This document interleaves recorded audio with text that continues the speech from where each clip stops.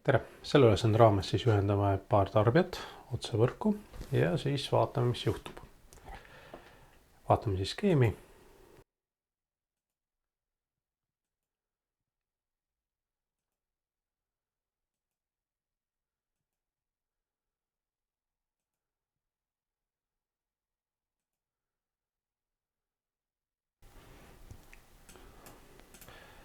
Avame siis A-kanali.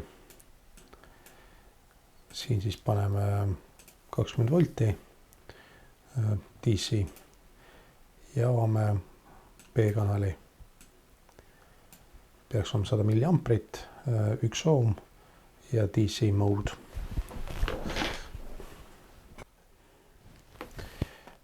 Suurendame siis valgustugevust.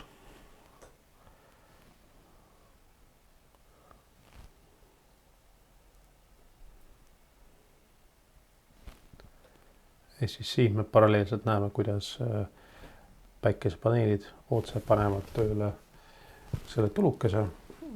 Ja kui me nüüd ühe katame ära ja kui nad on jada ühenduses, siis tulukega enam ei tööta.